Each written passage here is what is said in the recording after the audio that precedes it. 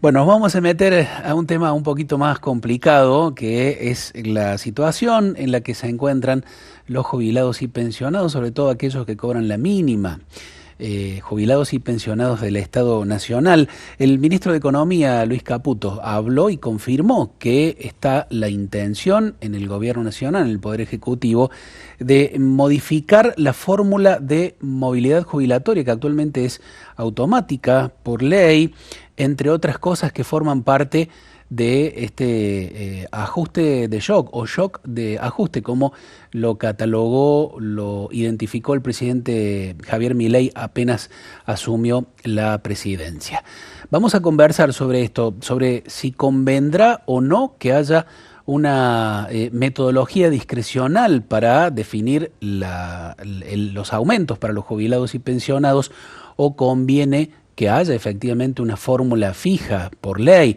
Vamos a hablar, estamos ya en comunicación con Fernando Viera, que es abogado previsionalista, que conoce muchísimo, por supuesto, de este tema. Fernando, un gusto tenerte aquí en Radio María Argentina TV. ¿Cómo estás? Buen día, ¿cómo le va? Bien, muy bien. Bueno, muchas gracias por la disposición y la paciencia en la espera. Fernando, ¿cuál es la situación hoy concreta de los jubilados y pensionados, sobre todo los que cobran la mínima? ¿Cuánto es el haber mínimo hoy? Y uno con ese dato podrá darse cuenta de esto, ¿no? De cómo viven nuestros jubilados y pensionados.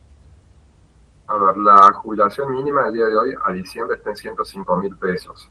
Van a recibir además un bono de 55.000 pesos y tienen la canasta alimentaria de PAMI de 15.000 pesos, siempre y cuando, bueno, todas aquellas personas que cobren hasta una jubilación y media mínima. Esa es la situación de los que cobran la mínima. Después, con relación a la inflación, este año han perdido 30 puntos, 38 puntos hasta noviembre nada más. Imagínense que la inflación en noviembre es del 148% y los aumentos jubilatorios de diciembre es del 110%. Con lo cual, todavía falta de medir la inflación de diciembre, así que va a ser aún mayor la pérdida de los jubilados nacionales.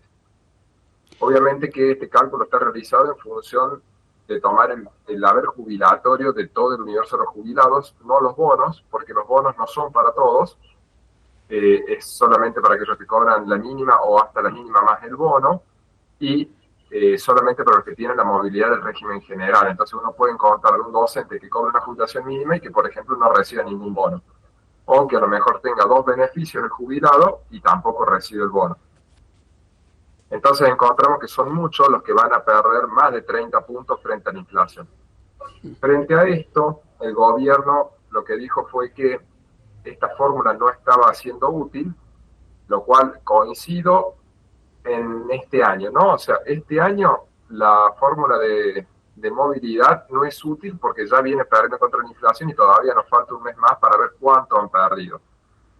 ¿Qué es lo que propone el gobierno? Presentar una nueva ley de movilidad, una nueva fórmula de cálculo. Desconocemos cuál va a ser la fórmula o los parámetros que quieren tener en cuenta, pues solamente un anuncio. Van a suspender la fórmula de movilidad actual y van a dar aumentos por decreto. Obviamente estos aumentos supongo van a ser discrecionales, todavía no hay nada, como les dije, fue solamente un anuncio. Y lo que van a tener que tener en consideración es que estos aumentos por decreto, como mínimo, tienen que dar un aumento igual o superior a lo que da la ley que va a estar suspendida si es que consiguen suspenderla. Claro. Si no, evidentemente van a empezar los juicios. Claro, claro. Fernando, ¿cómo se integra hoy la fórmula para definir la actualización? Que evidentemente ha fallado, porque si hay más de 30 puntos de diferencia respecto de la inflación es porque el método no es positivo, ¿no? Lo que ocurre es que la fórmula de movilidad del régimen general tiene en cuenta, por una mitad de la fórmula, la recaudación tributaria de ANSES sobre el número de beneficios que paga, y por el otro lado, la otra mitad tiene en cuenta la variación salarial, sea del índice de salarios de INDEC o del RISTE, que es un índice que mide también de los trabajadores estables. Entonces, ¿qué ocurre? Bueno, y a final de año hay inclusive un tope que tiene en cuenta ya no la recaudación tributaria de ANSES, sino la recaudación total de ANSES, y de las dos paga la menor. Entonces, en diciembre, como ustedes pueden ver, que fue del 20,87%, debería haber estado más cerca del 27-29% de la fórmula, pero ese tope lo bajó a 20,87%. Bien. Esta fórmula tiene en cuenta solamente la recaudación, no tiene en cuenta la inflación. En una época en la que hay recesión y alta inflación, no es una época de estanflación, ocurre que obviamente la recaudación baja. Entonces, ¿qué ocurre? Esta fórmula que está atada a la recaudación no alcanza a compensar la pérdida del poder adquisitivo de la moneda.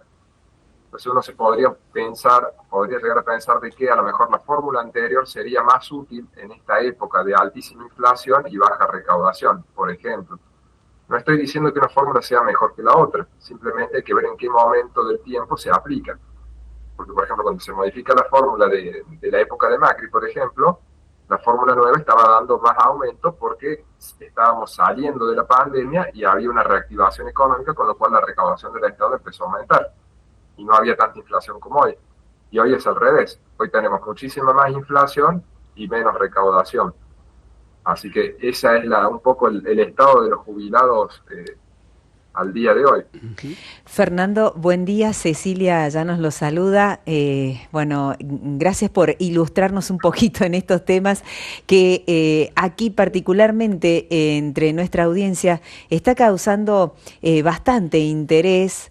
Y están, bueno, muy asustados porque realmente el shock está impactando demasiado en los bolsillos, que ya de por sí es conocido que para los jubilados en general son bolsillos flacos. Y hay gente que está preguntando si conviene esperar para solicitar la jubilación a que esto se esclarezca un poquito el tema de los sueldos, fundamentalmente.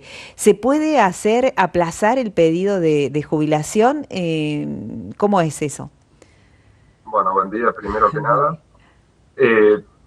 No necesariamente, porque lo que pretenden modificar es la fórmula de movilidad, ¿sí? La fórmula del cálculo de los aumentos, no la fórmula del cálculo del haber inicial. Estamos hablando, recuerden, solo sobre supuestos sobre anuncios. No hay nada presentado, no hay ningún proyecto presentado donde uno pueda inferir que va a cambiar la fórmula de cálculo y uno pueda llegar a recomendar que se jubilen ahora. Entonces no puedo hacer alguna apreciación sobre ese tema.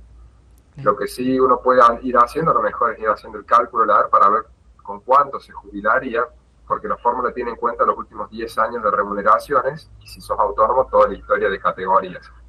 Entonces uno podría llegar a medir si los sueldos viejos que tiene actualizados son mejores que los sueldos actuales que está cobrando en términos reales.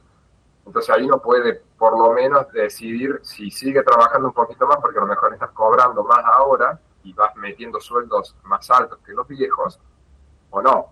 También si vos seguís trabajando, vas sumando antigüedad en la fórmula de cálculo, con lo cual cada año de antigüedad te da un 1,5% más de ese promedio. Entonces, bueno, uno puede hacer un análisis desde ese punto de vista. Ahora, respecto a qué es lo que va a pasar en el futuro, uno no sabe, porque no se ha anunciado nada con relación al cambio del cálculo del haber inicial. Bien. Bueno, realmente a veces uno piensa que estas medidas podrán reverse, especialmente teniendo en cuenta lo que se viene ahora, ¿no? Que son las fiestas. Ese bono, digamos, que está previsto, ¿será suficiente? O sea, pareciera que tienen que reformular algunos cálculos, ¿no? ¿Habrá posibilidades? A ver, las jubilaciones mínimas con los bonos inclusive son prácticamente la mitad de la canasta básica del adulto mayor, ¿sí? La canasta a octubre estaba en 311.000 pesos y con todos los bonos están cobrando un poco más de 160.000 pesos. Obviamente no llegas a la mitad. Pero hay otro problema, los bonos, ¿sí? No se los pagan a todos. Al no pagárselo a todos hay mucha gente que ha aportado mucho para cobrar más de la mínima y no percibe ningún bono, cargan con todo el peso de la inflación. Y hay gente que no ha aportado nunca y está cobrando más que aquella persona que sí ha aportado y que no recibe ningún bono. Entonces se produce una inequidad muy grande a eso. Y hay otro tema más, por ejemplo, si quieren ver la canasta del INDEC, también es más del doble de lo que se cobra en jubilaciones con los bonos inclusive. Así que obviamente la situación de los pasivos es muy compleja y necesitan no solamente de su haber previsional, sino evidentemente necesitan o de tener un trabajo para tratar de cubrir el faltante o necesitan la asistencia de algún familiar. No hay otra forma. Siempre que puedan, ¿no? Porque también a veces las fuerzas físicas no dan para seguir trabajando, ¿no? Siempre que puedan, pero habrá que tenerlo muy especialmente en cuenta, seguro, a este tema que decís, ¿no? Que es tan importante, Fernando, ¿no? Tener en cuenta a nuestros jubilados y ser vigilantes de que no les falte nada, ¿no? Porque son los más vulnerables quizás dentro de todo el espectro económico que hay con los cambios que se vienen, ¿no? Sí, es muy complejo y especialmente teniendo en cuenta que existe un fondo de contingencia que es el Fondo de Garantía y Sustentabilidad, que serviría quizás para cubrir los gastos, o sea, de hecho existe para eso, para cubrir estos gastos, estas contingencias. Y bueno, la realidad es que ese fondo lo han utilizado para financiar el gasto del gobierno, ¿no? Vendieron los activos en dólares que tenían, le han dado títulos en pesos, o sea, no solamente cobran poco los jubilados, sino que no hacen una adecuada gestión de los fondos de los jubilados y tampoco los usan para cubrir la falta de poder adquisitivo que ellos tienen. O sea, en definitiva, ese fondo está allí únicamente para financiar al gobierno de turno. Entonces debería haber de echarse mano un poco a eso. Es más, incluso observen que ese fondo lo han usado también para darle créditos a los jubilados y a los activos con tasas que están por debajo de la inflación. Claro. O sea que le están haciendo perder plata de los ahorros de los jubilados a costa de un mejor vivir de ellos. Claro. Fernando, volviendo al tema de este proyecto, probablemente sea por decreto o por ley, y esa es la consulta puntual, ¿la fórmula de movilidad puede modificarse por decreto de necesidad de urgencia o sí tiene que haber una ley que apruebe el Congreso? Si se modifica por decreto de necesidad y urgencia, tiene que ser convalidado por el Congreso, ¿sí? Por la Comisión Bicameral Permanente y el Congreso, ¿sí? Tiene 10 días para convalidarse, si no, no tiene efecto. ¿Sí? Así que, bueno, de una forma u otra va a terminar siendo convalidado no por el Congreso, lo tienen que tratar allí. Bien. Y la otra consulta tiene más que ver con los cambios que pueden darse o en todo caso los matices que puede otorgarle el nuevo titular del ANSES, que es el ex ministro de Economía y Finanzas de la provincia de Córdoba, Osvaldo Giordano, que acaba de asumir en la ANSES. ¿Qué se puede decir que podría llegar a ser Giordano en el ANSES, conociendo lo que ha realizado aquí en su gestión como ministro de Economía y Finanzas? Bueno, evidentemente no puedo opinar por él ni saber qué es lo que va a hacer, ¿sí? O sea, él es una persona técnica que se ha ocupado, por lo menos desde el punto de vista de Córdoba, de tratar de que los números cierren. En Córdoba hemos tenido mala experiencia en relación a los beneficios de los jubilados. Casi siempre el gasto se ha ajustado contra las jubilaciones. No se ha buscado por ahí tanto el incremento de los ingresos, sino más bien el ajuste en los gastos. No digo que esté mal o que esté bien, sino que simplemente la forma de financiar fue siempre buscando la reducción de los beneficios. Bien. La diferencia está en que, bueno, existen ciertas pautas, especialmente de la Corte Suprema de Justicia, que se tienen que observar. Entonces, no sería o no debería ser tan fácil reducir el haber de los jubilados. Y vuelvo a repetir, no digo que vaya a pasar, ¿sí? Simplemente digo que va a tener que ver la forma, ¿sí? Porque el gasto, la realidad es que ANSES está bastante mal económicamente y financieramente, y lo vuelvo a repetir, ese Fondo de Garantía y Sustentabilidad está perdiendo plata. ¿Sí? O por lo menos no están haciendo la gestión adecuada del mismo. Claro, y además con reclamos que tiene de los gobiernos provinciales. Bueno, la propia provincia de Córdoba tiene un planteo judicial ante la Corte Suprema por los fondos de ANSES, ¿verdad? Claro, porque ANSES tenía que cubrir el déficit y girar de manera automática el dinero, y no lo ha hecho. Entonces la provincia de Córdoba tuvo que acudir a la Corte para que le giren ese dinero. Entonces, bueno, también se va a tener que enfrentar a ese tema, ¿no? Claro. Por último, Fernando, no sé si Cecilia tiene algún otro, pero yo quería preguntarte esto antes de que me olvide hacerlo. ¿Qué puede pasar, si puede tener alguna otra consecuencia esta prometida modificación en el cálculo, en la fórmula de movilidad, sobre los juicios que están pendientes todavía de muchísimos, miles y miles de jubilados a la ANSES? ¿Puede trastocar algo el normal, entre comillas, desenvolvimiento de esos procesos?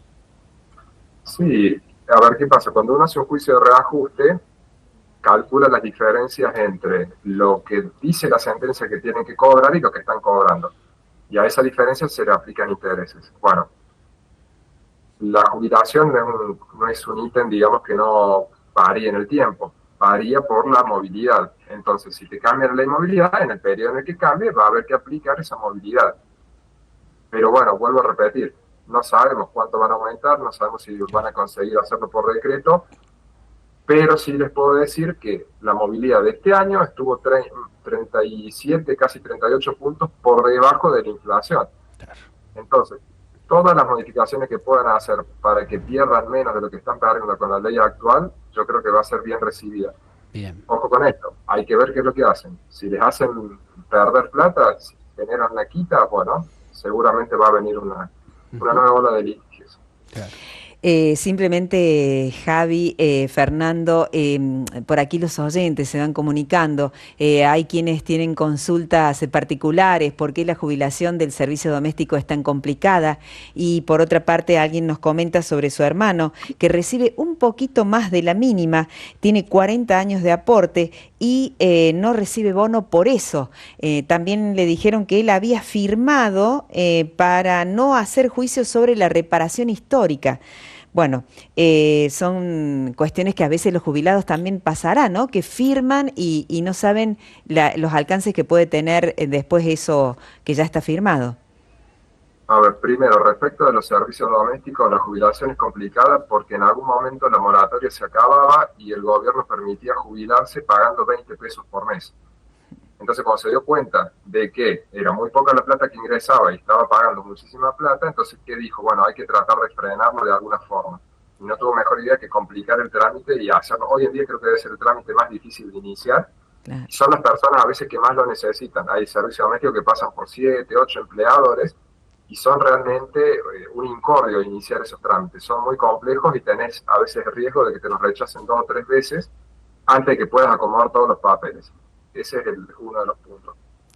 Y la otra pregunta respecto a la reparación histórica, a ver, todos los que firmaron reparación histórica tuvieron asistencia de un abogado. El abogado seguramente les habrá comentado cuáles son los pros y las contras de entrar en la reparación histórica, porque todos tenían que ir con asistencia letrada para ir a firmar ANSES.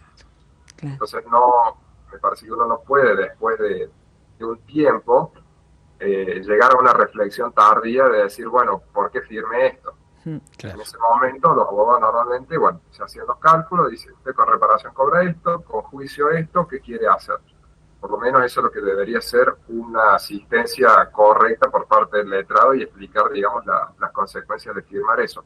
No obstante, aquellas personas que han firmado la reparación histórica tienen la posibilidad de reclamar algunas otras cosas, como por ejemplo la movilidad del año de marzo de 2018 y la movilidad del año 2020, digamos, porque son cuestiones que pasaron después de la reparación histórica. ¿Sí? La reparación histórica les impide hacer juicio sobre unas cuestiones, bien, pero posteriormente ocurrieron otras cosas que los podría habilitar a hacer un litigio. Excelente. Fernando, agradecidos por toda la información, como siempre, muy precisa, muy bien explicada. Gracias nuevamente por la generosidad. Bueno, que tengas un muy buen día y esperemos que alguna vez la situación de los jubilados y pensionados mejore, aunque sea un poquito, ¿no? Que me parece que es una gran deuda que tiene el Estado argentino para con nuestros mayores. Muchas gracias. Muchas gracias.